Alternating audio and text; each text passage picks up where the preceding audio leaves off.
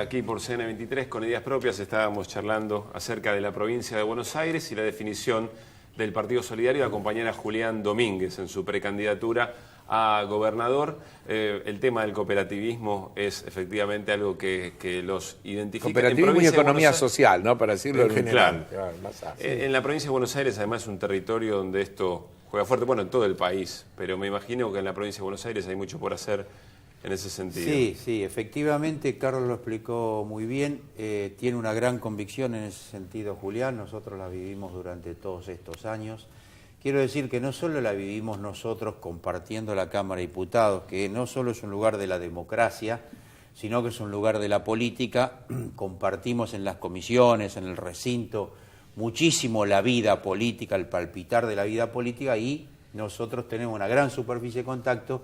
Y Julián, a lo largo de muchos años, viene con este ideario, en fin, cooperativista y pyme, ¿no es cierto? Así es. Una fuerte preocupación por el crecimiento y desarrollo del sector de la pequeña y mediana empresa, no solo desde el punto de vista de su desarrollo al interior de la provincia de Buenos Aires y del país, sino todo lo que tiene que ver con el desarrollo para exportar, no solo pymes, sino también cooperativas. Por eso, él ha sido los factores importantes para que el sector cooperativo haya crecido en los niveles de exportación, achicando la brecha con las 5 grandes exportadoras del mundo, que también son las 5 grandes de la Argentina. De forma tal que todo eso para nosotros es un anclaje muy importante, y a su vez eso va conformando un ideario que lo trasciende, ya que trasciende el tema específicamente cooperativo, sino que es un ideario que apunta más a que la salida frente a los grandes monopolios capitalistas, frente a los grandes monopolios financieros, que sea una salida democrática y cooperativa, o sea, que no es una cuestión específicamente de un sector social cooperativo, sino que tiene una perspectiva de mucho más largo plazo. Y por último diría que nuestros compañeros militantes del Partido Solidario también tienen una amplia superficie de contacto con Julián y su gente en los pueblos, en las ciudades, y coinciden con esta visión, esta apreciación. Siempre me sorprende muchísimo lo poco que está en agenda, a veces, la agenda mayoritaria de los medios hegemónicos, la economía social, como una salida de esto que planteaba Juan Carlos, respecto de una alternativa concreta, no solo en momento de crisis, cuando efectivamente hay que rascar otra manera de hacer las cosas. Yo diría que desde hace algunos años, vamos a poner una fecha, desde 2012 el cooperativismo forma parte de la agenda internacional, sobre todo en el debate de qué nuevos paradigmas hay que construir, hay que encaminar para reducir la pobreza, para generar puestos de trabajo decente. El propio Papa, en el discurso formidable, me adelanto a decir, que dio en Bolivia, en Santa Cruz de la Sierra, delante de los movimientos populares, habló en varias oportunidades del cooperativismo. En el 2012, recordemos a los televidentes, las Naciones Unidas declararon el Año Internacional de las Cooperativas, con un lema formidable que tiene plena vigencia: las empresas cooperativas ayudan a construir un mundo mejor. Imagínense en la provincia de Buenos Aires, en ese territorio gigantesco, donde existen muchas cooperativas. Miles, cooperativas de servicios públicos, cooperativas de agua potable, cooperativas eléctricas, cooperativas de trabajo, etcétera. Si a todo ese extraordinario movimiento, desde políticas públicas que puede dar un gobierno comprometido con la economía solidaria, se da un impulso que implica darle los marcos normativos para que todo esto se multiplique, pero además, por supuesto, establecer fomento y políticas de promoción, como decía Carlos, en escuelas y en todos los niveles, la potencialidad extraordinaria que tiene esto. Por supuesto, no es nota de tapa de los grandes medios, pero existe como existe el sol que sale todos los días y como una energía subterránea que permanentemente trabaja. Sí, que se arraiguen los laburantes, que saben que efectivamente es una alternativa, porque lo viven en carne mucho propia. más que eso, porque los laburantes es la cooperativa de trabajo. Pero nosotros tenemos una idea que, sin subestimar esto, va mucho más en profundidad. Es la empresa que tiene como objetivo la prestación del servicio y no la maximización de la utilidad. Es un cambio fundamental de objetivo. Nosotros estamos en un mundo volvemos, es inevitable que rocemos el discurso del Papa, donde él habla de el dominio del dinero, de los grandes bancos internacionales, de los grandes grupos económicos, etcétera, etcétera. Entonces, una de las respuestas para enfrentar a esa globalización del financiamiento es la cooperativa. La cooperativa en cualquier escala. ¿Por qué no podría la telefonía, si puede estar en los pueblos, a nivel nacional, estar en manos de una cooperativa? El agua potable, la electricidad. Nosotros en las experiencias son eficientes. En la propuesta cooperativa del 2002, sí, incluso cuando hablamos de recuperar para el Estado el control de los aspectos fundamentales de la economía, decimos una nueva forma de gestión estatal y decimos el Estado, los trabajadores y los usuarios. Y eso es tan parecido a una cooperativa. Imagínate, por ejemplo, si el servicio de subterráneos de Buenos Aires, claro, que todos los días tiene problemas porque queda detenido, como le pasó hoy a Juan Carlos, que quedó parado en la estación Medrano del SubTV, estuviera gestionado por el Estado porteño, por los trabajadores y por una representación de los usuarios. Sería mejor que con Benito Rollo. Vamos a ver un contrapunto. Vamos a ir a Grecia. Contrapunto respecto de esta manera, esta forma de entender efectivamente lo que tiene que ver con el trabajo, entre otras cosas. En Grecia el domingo hubo un histórico no, muy importante, 61% contra un 39% que efectivamente aceptaba los condicionamientos de los organismos financieros internacionales. Vamos a compartir este breve informe y enseguida charlamos sobre algo que todavía acapara la atención porque estamos en momentos de una nueva propuesta. Propuesta está en línea con las cartas que envió el primer ministro Alex Tsipras el pasado martes a la Comisión, donde en el caso del IVA se está aceptando un aumento de las tarifas, pero a cambio de mantener exenciones especiales que tienen las islas en Grecia, algo similar a lo que tienen países como Dinamarca o España. En el caso de pensiones, lo que se pide es mantener por un par adicional de años un sistema de protección especial para pensionados de bajos ingresos para impedir que sus ingresos caigan por debajo de la línea de la pobreza. Es, por ejemplo, importante recordar que se estima que el 40% de los pensionados en el país están en esa línea. Eliminar este paquete, como lo está pidiendo las instituciones, básicamente implicaría mandar a estas personas directamente a la pobreza.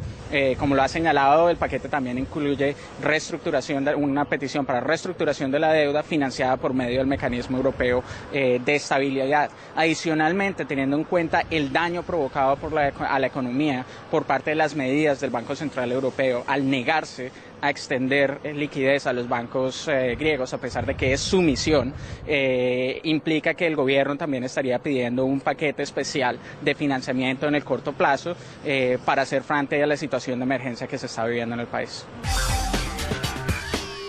Más allá de lo que efectivamente se acuerde o no, ya se ha dado un gesto histórico, ¿no? Allí en Grecia el domingo pasado. Ahora veremos cómo efectivamente continúa la negociación desde otro lugar. Sí, mira, cuando uno mira lo que pasa en Grecia, recién adquiere plena conciencia de la magnitud de lo que se hizo en la Argentina.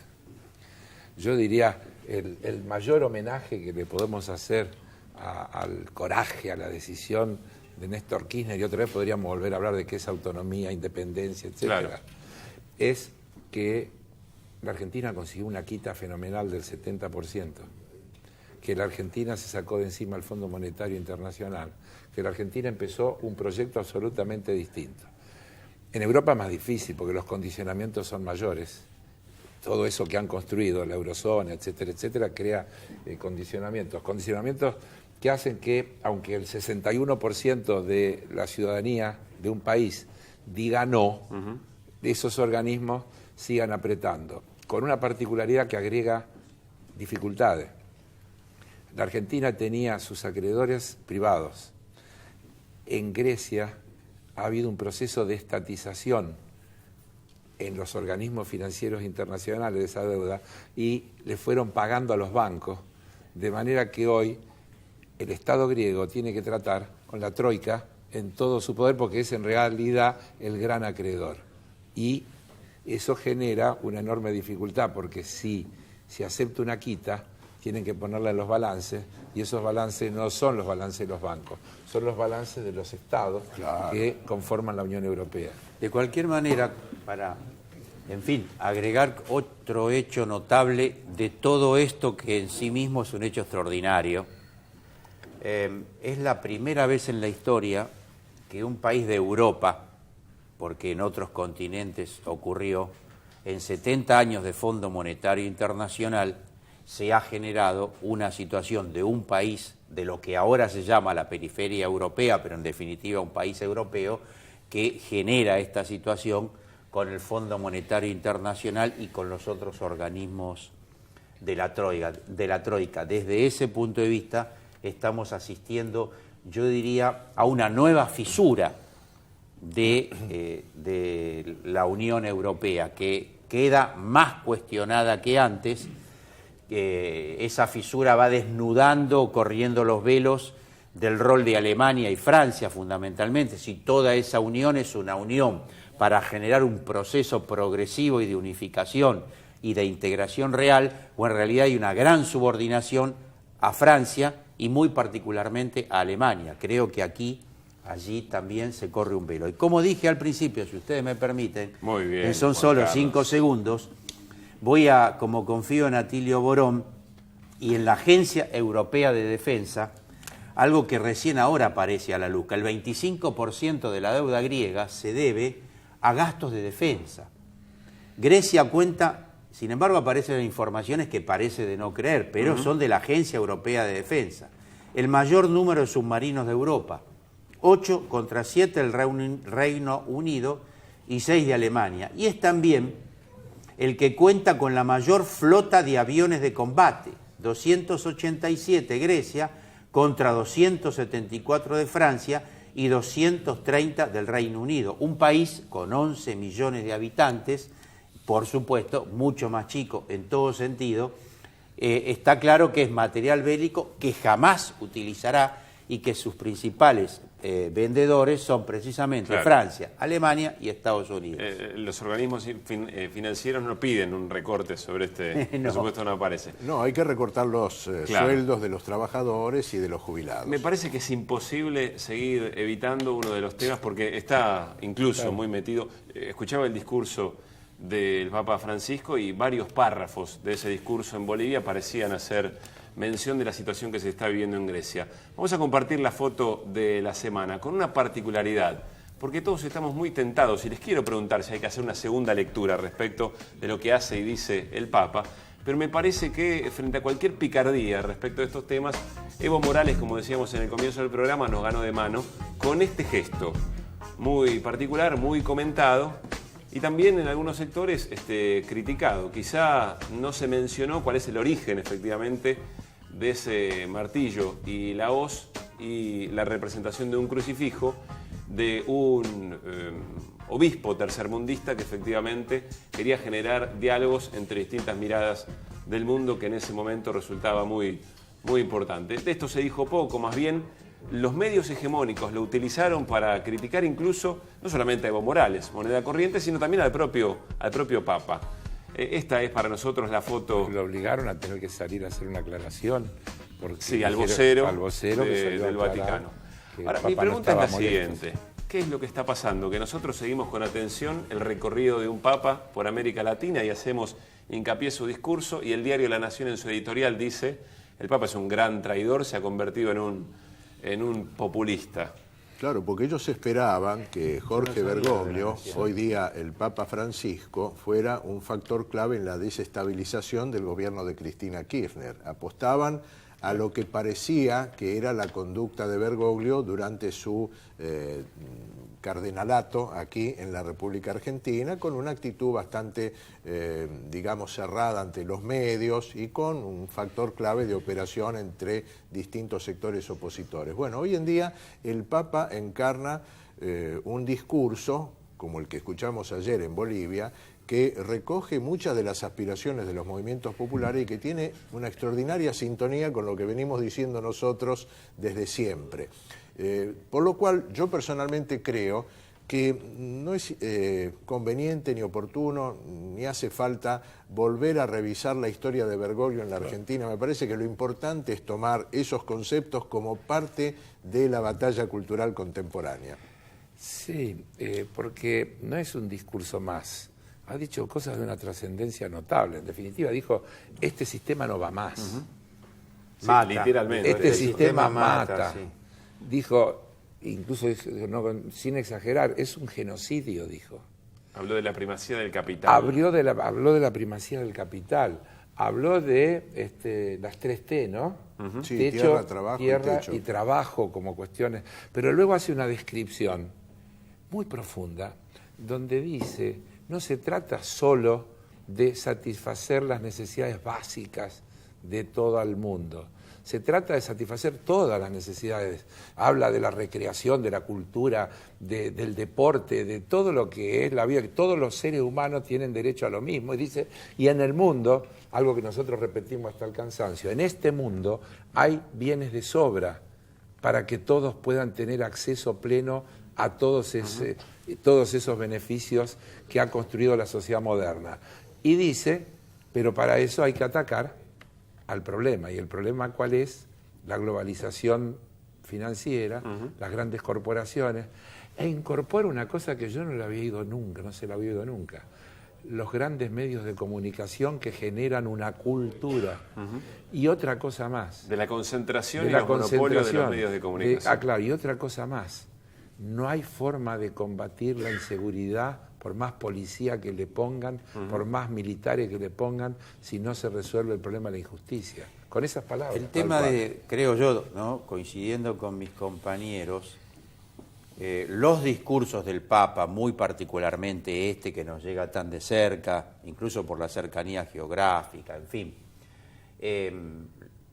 siempre durante mucho tiempo los discursos del papado, yo diría, tenían cierto sentido que a nosotros no nos dejaba conforme porque sobrevolaba lo superficial, denunciaba la pobreza y la verdad que la pobreza la denuncian todos, ¿no es cierto? Los que la fabrican y los que la sufren. Acá hay un cuestionamiento claro al modelo neoliberal. Hoy incluso habló de ayer, de las estructuras, de que hace falta un cambio en las estructuras, sí, que es un lenguaje raro, pero la sensación, Juan Carlos, es que va más allá del neoliberalismo, porque Así voy a es. provocar un poco, sí. a veces da la sensación que está más a la izquierda del gobierno. El gobierno defiende un sistema capitalista, pero desde un parámetro lo más, que quería más amable. significar precisamente, que es raro, es rarísimo, es que convoca, frente a todo este cuadro que estamos diciendo, convoca la rebeldía. Si bien él no utiliza la palabra rebeldía, es mía, ¿no? Tampoco En un es momento mía. dice, esto pero es revolucionario. convoca a los pueblos a rebelarse contra este estado Son de ustedes los cosas protagonistas. inmoral. Ustedes son los protagonistas y yo no voy a cambiar nada, lo tienen que cambiar ustedes. Por eso utilizo el término rebeldía. Porque de lo que se trata, frente a esos grandes poderes constituidos que él denuncia y que los convoca, quiere decir que hay que rebelarse contra eso. Eso no tiene nada que ver con una cosa pasiva. Agrego algo respecto de la independencia. Dijo, hay una nueva forma de colonialismo que tiene que ver con los vínculos de libre comercio. Así es. Con hizo los tratados de libre Los comercio. tratados de libre comercio. Hizo la gran Néstor Kirchner. Y con los planes de austeridad. Hizo la gran ¿En qué Néstor sentido? Kirchner, Bergoglio, cuando llega al Vaticano. Vos querés decir... Sí, como Néstor Kirchner con Duhalde, por ejemplo. No sé si con Duhalde, pero con lee, Duhalde. Evidencia los absurdos. Me quedo con y lo que gestos imparables. dijo Edgardo. Mirá, la complejidad de la cosa nos supera. Tomemos Francisco Claro. con lo que dice, propone e influencia sobre el conjunto de la comunidad mundial, y no nos metamos en una discusión que no tiene sentido. Es decir, esperó el momento, cuando llegó ahí cambió, era su plan, qué sé yo. Pero ¿sabés qué? Es fantástico. Por eso, cuando la Nación dice traidor, ¿de qué está hablando? Está hablando de eso. Esa es una confesión política de gran exactamente. vuelo. De cualquier manera, no quiero dejar de decir que Evo lo apoya fervientemente, igual que Correa, Pero el gesto, de cualquier manera, muestra quién es Evo, ¿no? Que Evo está más allá todavía en Bolivia, el proceso revolucionario. Y yo diría, boliviano, creo que está en otra cosa. Y él lo tomó, no hizo ninguna. ¿Viste ningún cómo escándalo. termina? ¿Viste cómo termina el discurso del Papa? Les pido que recen por mí, y a los que no, por su situación, sus creencias, tírenme buena onda. Yo digo, desde acá tirémosle buena onda para que siga en esa dirección y que ayude a crear una conciencia universal de la necesidad de cambiar este sistema. Gracias, muchachos. Nos reencontramos el próximo viernes. Sin falta, hasta el viernes que viene. Hasta el próximo viernes. Buen fin de semana con Ideas Propias por CN23. Chao.